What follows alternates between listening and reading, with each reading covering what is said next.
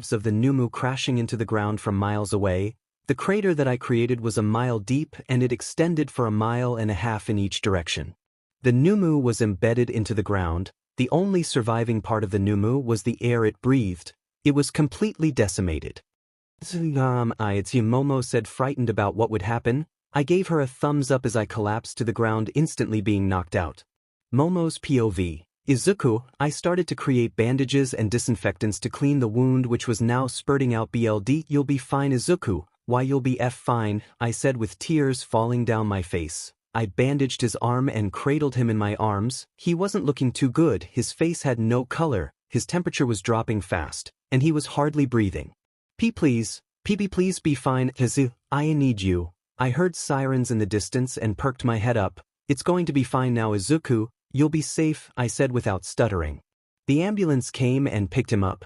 Excuse me, where is this ambulance going? 𝗬𝗓𝗏 Hospital, Miss 𝗧𝗏𝗏? Thank you so much, I said to the EMT as he put Izuku in the ambulance.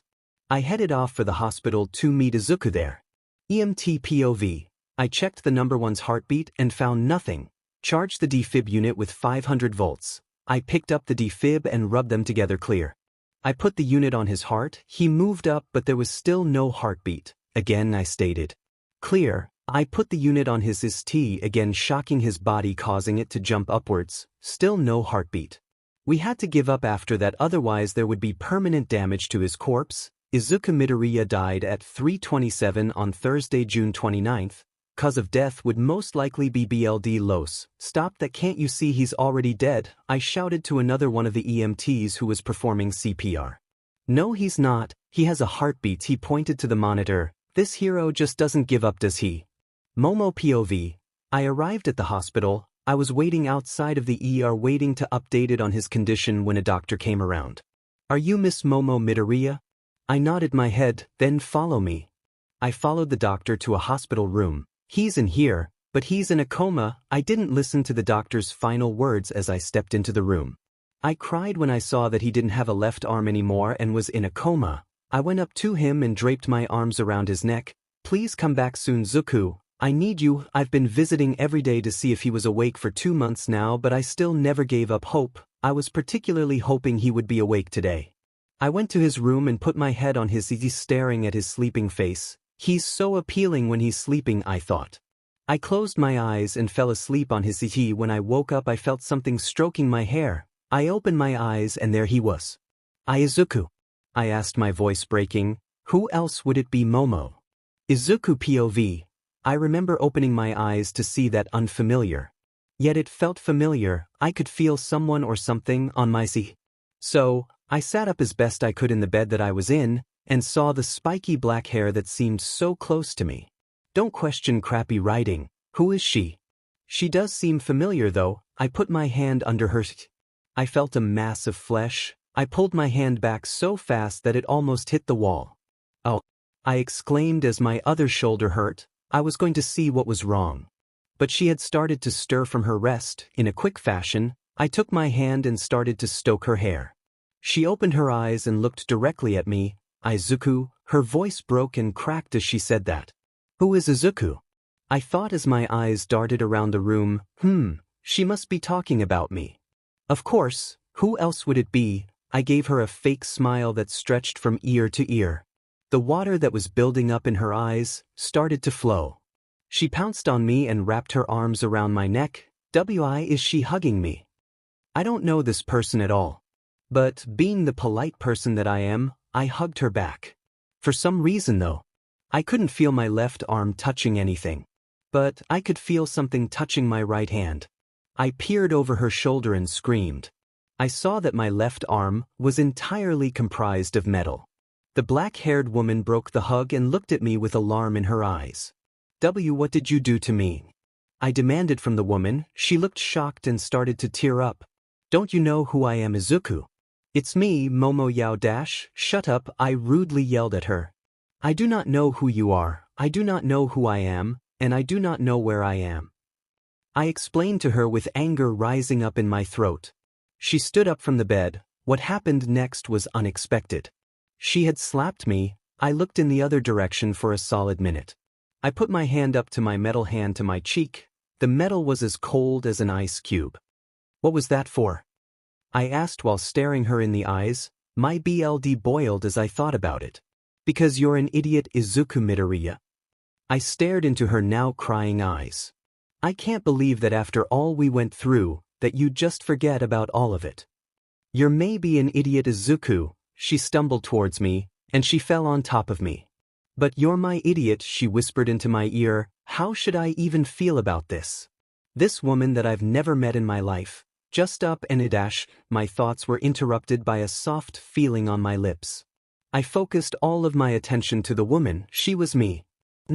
I tried to speak while she was me, but she just wouldn't let go. In a panic I hit a button that beeped and flashed red.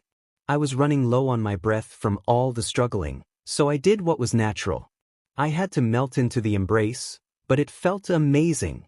Momo, I just wish that I knew what you intend to do with me. She broke the embrace. As she did, the door to the room opened up. What seems to be the matter, Mr. Midoriya? Inquired a nurse that just stepped through the door. Good evening, Mrs. Midoriya, she said to the woman I came to know as Momo. What? I exclaimed loudly. Since when was I married? I was not surprised when Momo started to blow steam from her ears. Izuku_𝗵𝗲𝗍𝗄𝗧𝗏, she said. With her hair covering her eyes, she looked at me with fire in her eyes. She clapped her hands in front of my face and breathed out. She was obviously annoyed.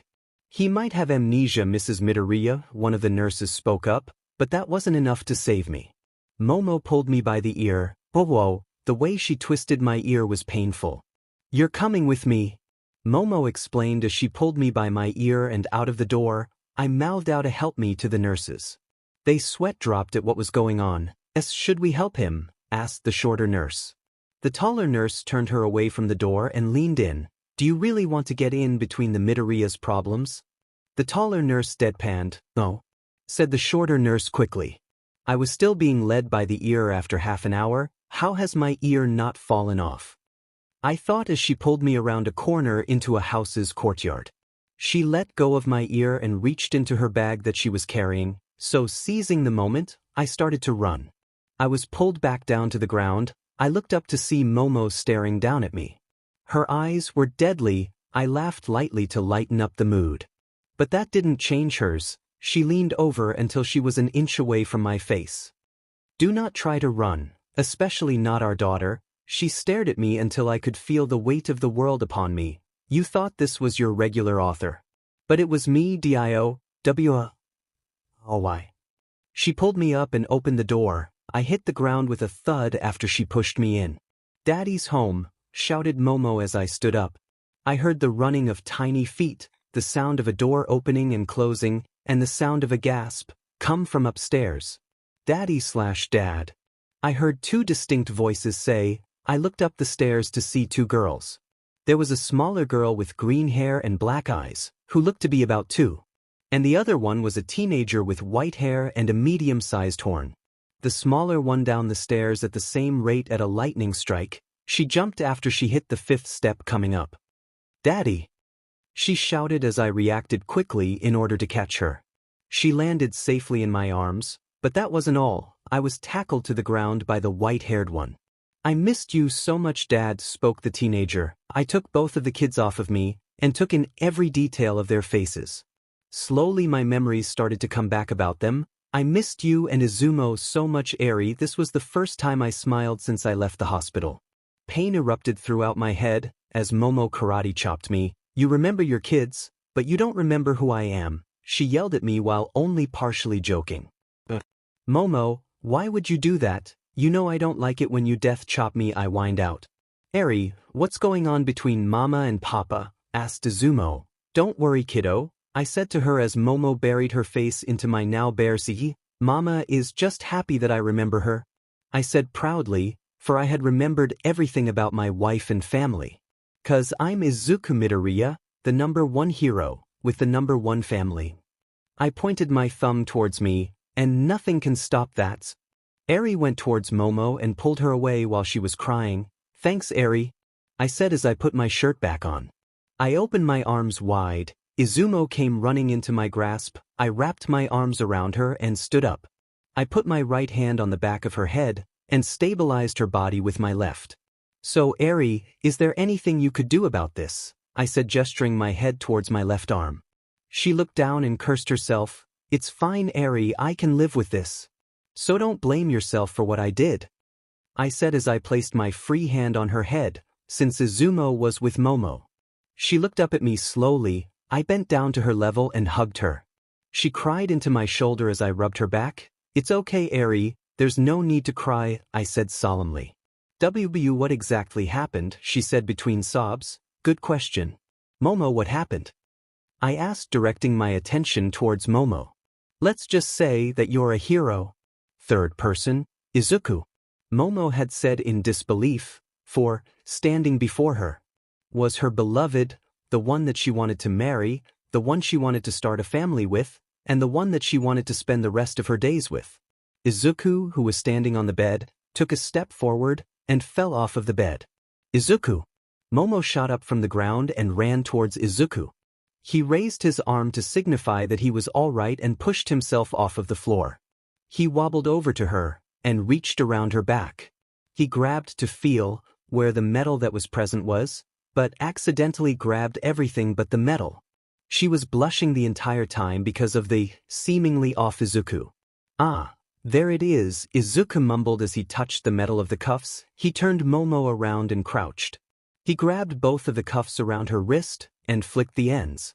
With a click and a pop, the cuffs came undone and fell off of Momo's wrist. Momo, with her now free hands, turned around and crouched with Izuku. Izuku leaned in for an embrace and ended up falling into her face. This was going on during the chaos. Thanks to Todoroki, the building was burning and the alarm was going off. He was pinning her to the ground with his entire body. He touched her face lightly. "I just wish that he hadn't hurt you," Izuku said as he looked at the hand-shaped burn on her face. He touched the blood that was seeping from the wound and wiped it on the bed that was next to them. He laid his head on her 𝗧𝗍 and flicked his wrist towards the ever-growing fire, instantly putting it out. "I'm going to bed now. Wake me up yon in a year," said Izuku as he slept on Momo. The fire was out, and the villain was taken care of. The only thing wrong was the fact that Izuku was acting weirder than usual. But why was he acting like this? Was it because he was nearing death? Was it because he was going to fall in a coma? It was because he realized something important. What was important was the gift of life, for one can give it and one can take it. For Izuku, he had taken it, and all too easily, and he had never wanted to. Unless it meant that he could save people, and he had stopped a villain that was stronger than All Might. Albeit he had to kill him, but nonetheless he had saved countless people. But he knew that he could have been killed just as easily. So, he did the only rational thing, to spend time with the only one that had mattered to him, Momo. For he had found his soulmate. The only one that could make him stop regretting his past, the one he always felt happy around no matter what, the one he would always protect, and the one he would always cherish. He loved the absolute hell out of her, and would literally go through hell and back for her. And he knew deep down within his heart that she felt the same way for him. Momo was currently being used as a pillow by her one and only lover, Izuku Midoriya. She had started to doze off out of pure bliss. When she stopped, she had reached for her cheek. It stung like a tornado ripping your body in half, so she had started to create a bandage. As she finished the bandage, a person in yellow came into the room. Momo looked at the man in the mask and waved to him. The man grew a tick mark through his mask. "Why are you still in here? There's a fire in the building." "He already put it out, Mr. Backdraft." Momo questioned the man. "See, that's why the door is burnt." She pointed to the door. "That still doesn't explain why it was in here. Also, why is your face burnt?" Backdraft questioned as he stepped closer to Izuku as to take him off of Momo. Momo chose to stay quiet, but she did one thing. She applied the freshly created gauze to her burn wound and taped it up. Backdraft reached for Izuku when his radio started to crack. "𝗧𝗵𝗲 Backdraft, you are needed in the Shizuoka Prefecture. It's not too far from your current location." Backdraft sighed and just left the two to their own devices. "Wow, what a hero," Izuku muttered sarcastically in his sleep. Momo stifled her laugh and shifted out from under Izuku. She dragged over the blanket she had created earlier and pushed Izuku onto it. She laid down on the blanket next to him and created an extra one to put over them, kinda like a burrito. Momo wrapped her arms around Izuku's neck from behind and slid closer to him. "Fluffy," he said unconsciously about Momos. She had blushed, for this was the first time they were sleeping together.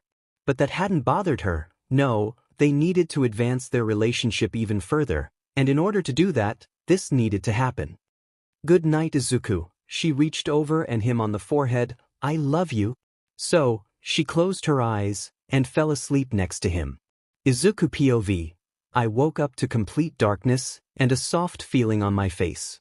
"Izuku," I heard Momo say quite angrily. "Good morning, Momo," I said, but I could hardly hear my own voice. "Do you mind moving back?" She said even angrier. I did as I was asked and scooched back a tad bit. "Hello, Momo." I was looking directly at her Momos. I looked at them with a questioning gaze, then I got a great idea. "To reach out and squeeze one of them." "Fluffy," I said as I closed my hand around the orb-like mass. Izuku." She was blushing, and her zizi had started to light up. A metal mass with two endings popped out and hit me right in the face, knocking me right off of the bed. I deserved that. I hung off of the bed with a bloody nose. "Yes. You did. You really did," she exclaimed. I got up and looked around for my clothing. It was folded neatly on the table behind me. I took the clothing into the bathroom and changed into it. I jumped onto the hospital bed and looked at her blushing face. "I bet you like that," she said to me. "Of course." I put my hand behind my head and scratched. "It's because I wouldn't do it with anyone else." I gave her a sweet smile, and she continued to blush even further. *Sigh*, "You're an idiot, Izuku." She jumped onto me. "But you're still my idiot." She lowered herself, and me on the lips. I put my hands behind her head, and her with even more passion than before. I turned over and pushed her onto the bed, and started to full-on make out with her. "Miss Yaoyorozu, are you in here?" a manly voice said as they opened the door. We looked to the door, to see both my mother and her lover, Yagi Tashinori, or more commonly known as All Might. They were standing there, with their mouths agape. My mom had a bouquet of flowers in her hand, but dropped them to the ground. "Izuku/Izuku," shouted both my mom and the now transformed All Might. I jumped off of Momo and ran towards the window. I opened it. I held up my left hand with a peace sign. I jumped towards the vast sky, but felt a strong grip on my leg. I was yanked back into the room by none other than All Might. I looked up at the massive figure and waved. He pinched the bridge of his nose and took in a deep breath. He changed back into his civilian form. I'm not even your father, and yet I have to scold you. You know that your mother doesn't want to see you doing this type of stuff to a girl. He gestured towards Momo, who was being hugged by my mom. Thank you. Thank you for being there for him. I heard my mom say quietly. Toshi looked towards the both of them and sighed again. But he got down to my level. You made your mom proud, Izuku.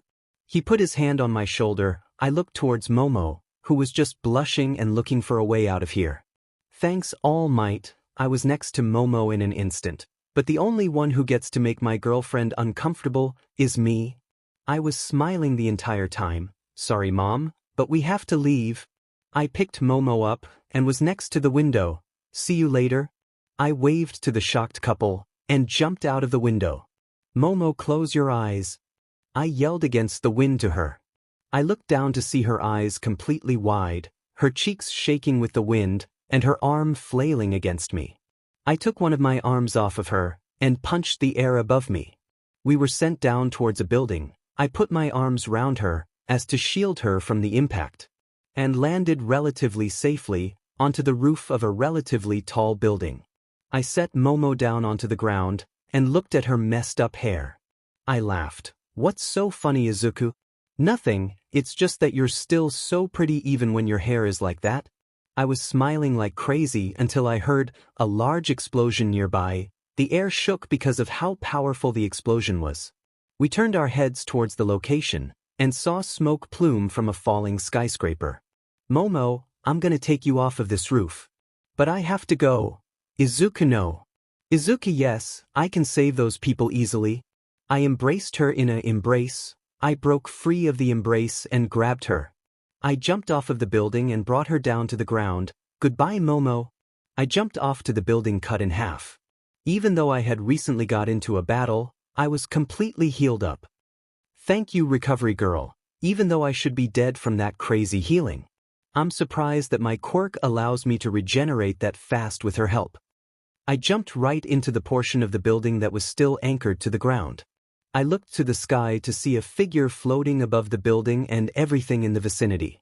He was facing away from the building and was already occupied with something else. Something yellow, blue, and red. I facepalmed. Why did he have to be here already? I have to help him though. I looked at my surroundings. The building looked like it was cut cleanly down the center, but by what? No matter, I heard the cry of a civilian. I ran over to it and saw a civilian trapped underneath some rubble. Help me! They screamed, so I scanned the area for any dangers and lifted the rubble up in the safest way possible. I slung the civilian over my shoulder after checking for any major injuries. 3 minutes later, I had 8 people who were left in the building on my body. I prepared to jump off of the building when I saw that All Might was about to get hit by a blast of something from the floating figure. All Might, watch out. I yelled to him. He looked towards the villain since he was facing away, and saw him release a blast of wind to cleave him in half. He dodged fast and jumped up to the villain, but was pushed to the ground by a gust of wind. I jumped off of the building with the civilians on my back and brought them to where all the other heroes were. What are you doing, kid? Shouted 𝗳𝗏𝗵𝗃. You aren't a hero. So what? I said as I placed the people I was carrying with me down. Maybe if you weren't being useless. I gestured to every one of the 10 heroes doing nothing. Then I wouldn't have to be here, cleaning up what you heroes are supposed to be doing. I jumped back to the building and looked for any more victims. Luckily there weren't any more. I jumped off of the building and looked to the heroes that were still standing there, just watching All Might fight. I shrugged it off and ran into the collapsed portion of the building. There's going to be more injured people, since the building's on its side. I jumped up through a portion of the building and latched onto the side of the fallen wall. I ripped off the wall and fell down to the floor. I placed it onto the floor where there weren't any victims. I looked to the fight between All Might and the villain. and saw that he was still fighting against the wind user. I sighed and disappeared. Only to appear behind the flying man, I punched him straight into the ground. I looked to all might and landed on the ground. Look, I know I'm not a hero. But someone has to save these people, and I'm the only one that can do it. So please just take these people that I bring out to safety. I ran fast to the building and broke a part of the wall out again. I then disappeared into the dark floor of the building. 20 minutes later, after searching for people trapped under rubble, by using my enhanced senses and my super strength, I cleared every floor of the building and brought them outside to all might to bring to safety. Every single living person that was in the building was brought out to safety. Are you sure that was everyone? All Might asked. I'm quite sure, All Might. Can you just let me go though? And oh, he jumped away and left me by myself. I was about to jump off when I was stopped by screaming voices. I looked behind me to see the hero that scolded me and 2 people from a news network lagging behind. Hey, you don't get to leave yet. I have to bring you into jail for misusing your quirk without a license.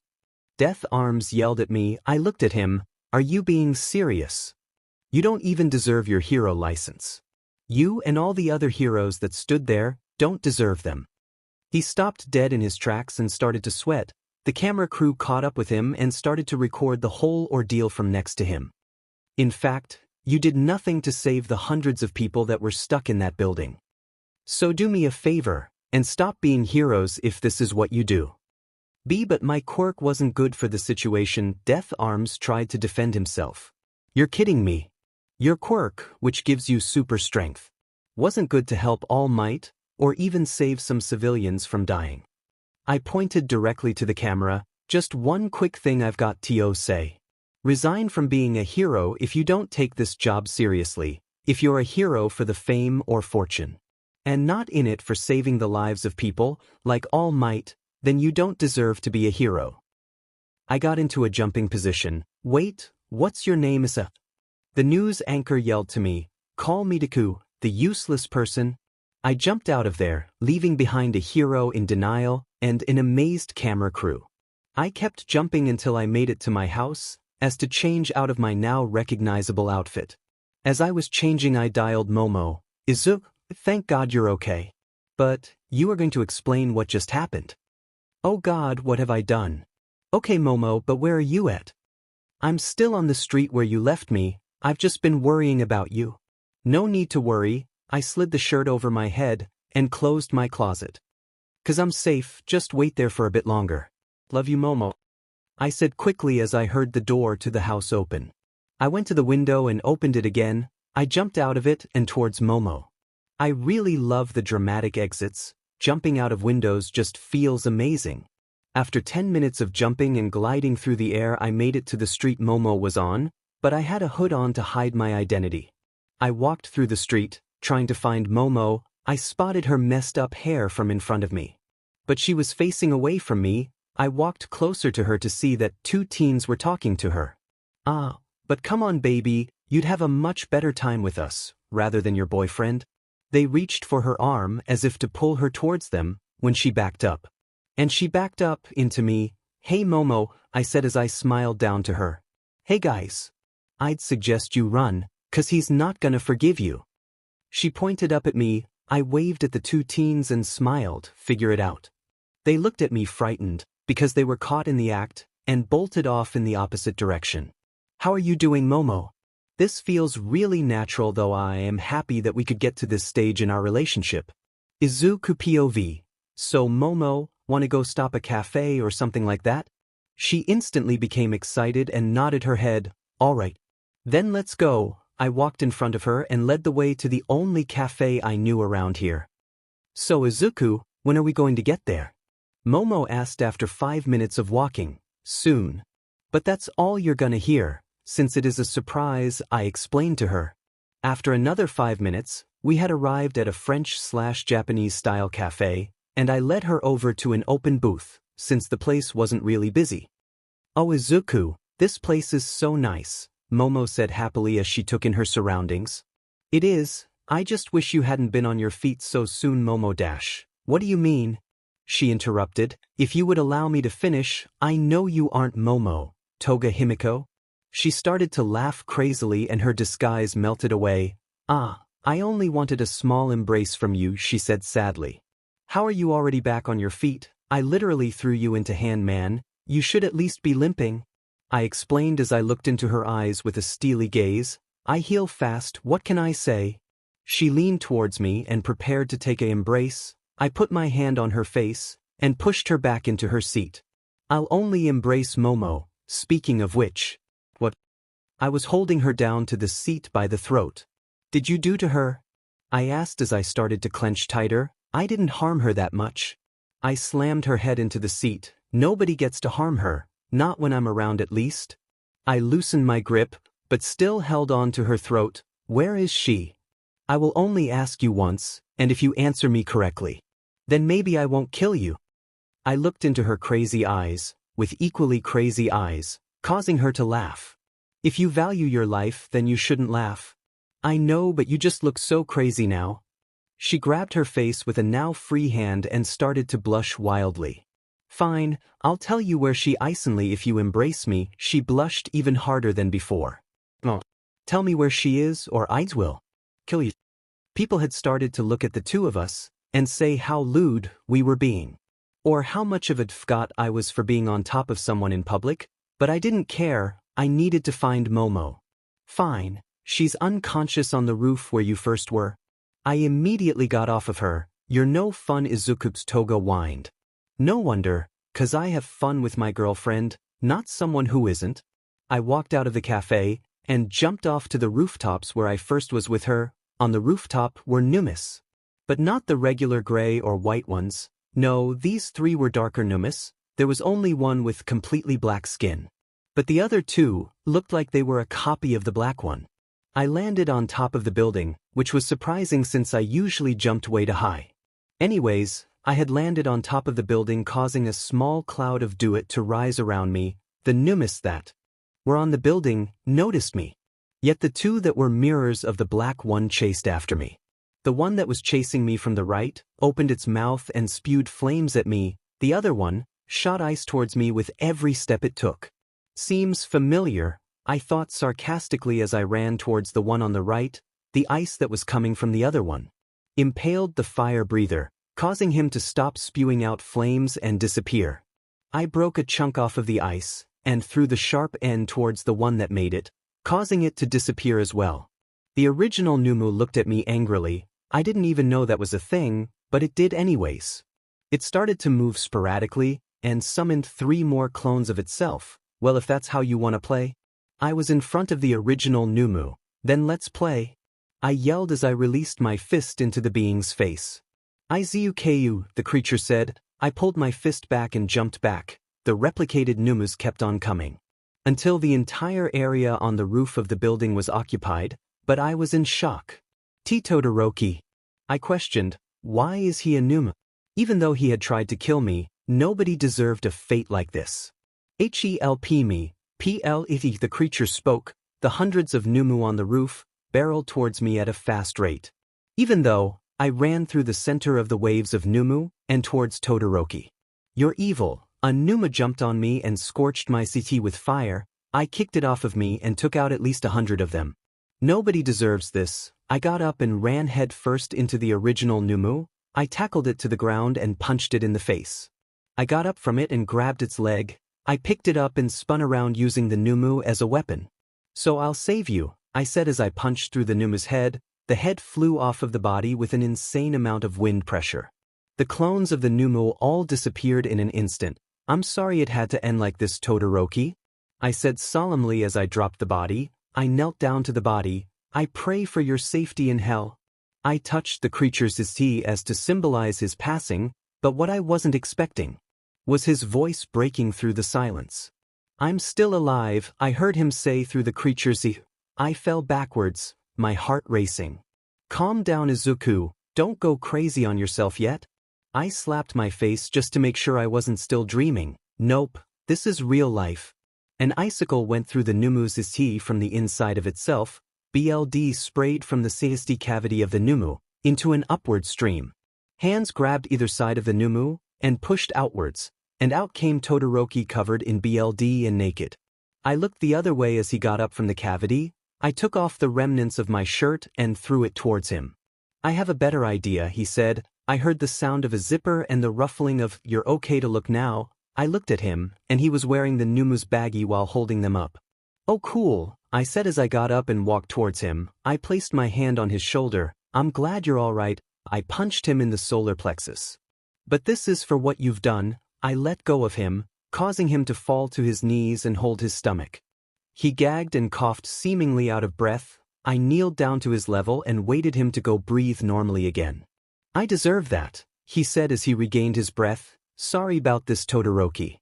But I've got to bring you into the authorities." I looked into his eyes as I knocked him out with a chop to the neck. He slumped down to the ground. I picked him up and went to Momo, who was knocked out on the edge of the building. I put Todoroki next to her and got out my phone from my pocket. I dialed the only number that I knew. "Yes, this is All Might," said Toshinori on the other end. "I just captured Todoroki." "Good, but may I ask Izuku, how did you do it?" "He was trapped within a 𝗵𝗃. I killed it, but he was seemingly not in control of it." The other line was quiet, until I heard him again. "Is there any way that you can bring him to you?" "That should be easy, since I'm not too far away." "Okay, I'll call Nedzu and meet you there." "All right, goodbye Toshinori." I hung up the phone and put it back in my pocket. I picked up the both of them and jumped off carefully to UA. I landed in front of the building, with both Todoroki and Momo safe. The principal was waiting for me in front of the main entrance to the building. "Ah, there you are, Sir Midoriya. I've waiting since Yagi called me up. Now, follow me with Todoroki. You have to leave Miss Yaoyorozu. She cannot come with us to put Todoroki where he belongs." Nedzu said as he walked down the halls of UA. "You can just leave her in the nurse's office," he said as he presented the door to RG's office. How did we get here so fast?" I exclaimed. Nedzu opened the door for me. I walked in and placed Momo on a bed. Good, now follow me. We are going to bring Todoroki to the secret dungeon," Nedzu said as he instantly became darker than normal. I gulped, fearing what would happen to Todoroki. Even 𝗧𝗵 really deserved it. He had brought me up to his office. Sir? May I ask why we're in your office?" I asked the bear-cat hybrid. He ignored me and went behind his desk. He must have pressed something, since directly next to me the bookshelf opened up like a door. "Go down that elevator. I'll be down after you, Midoriya." Nedzu had ordered me to do something, so I did exactly what was said. I stepped into the elevator, and the doors in front closed as soon as I stepped into them, one sequence of mechanics whirring and machinery clanking. The doors opened to reveal a normal-looking room with a glass divider in the center of it. I walked out of the lift and towards a door that could be opened. I went in and placed Todoroki down onto the chair. I went back to the elevator. As it came back down, it opened, revealing Nedzu. "You may go now," he said impatiently. I walked into the lift, and when it opened I went towards Momo. Today has been a long day. I just want some rest and relaxation with her for the rest of the day. I opened the door to the infirmary, and saw Momo was now awake. "Mornin'," I said in English as I fell to my knees with my chin resting on the bed. "Mornin's to you too, Izuku," Momo said as she started to slide my hair. Todoroki POV. I opened my eyes to complete darkness. Scanning my surroundings only caused me to become disoriented. That's when the lights suddenly turned on, blinding me in the process. Once adjusted to the light, I saw I was tied down to a chair in a white room. "Where am I?" I asked aloud in a hoarse whisper. "I'm glad you asked, Mr. Todoroki," I heard a voice say from behind the wall in front of me. "Principal Nedzu." "Yes, I am the principal. Why am I tied up?" I questioned him. "For my safety. Now, answer these questions to the best of your abilities. Why did you attempt to murder Izuku Midoriya?" "Izuku Midoriya. I tried to kill him. Why would I try to kill a student?" "Next question," Nedzu said after a short pause. "Why did you associate yourself with the League of Villains?" "The last time I remember seeing them was during the USJ incident. Do you remember anything specific about it?" "No, I only remember being in a dark room," I responded calmly. "Last question, what events led to you becoming intertwined with a 𝗵𝗃? You mean those black bird/human hybrids? I only remember seeing the black one at 𝗧𝗍𝗧, are you lying? A new voice had said, one that I had never heard of before. And no, I only know what I have said. A door on the right opened, revealing Nezu and a man clad in black. It seems that Todoroki was completely truthful. What's your decision? Asked the man in black. Todoroki, the principal started.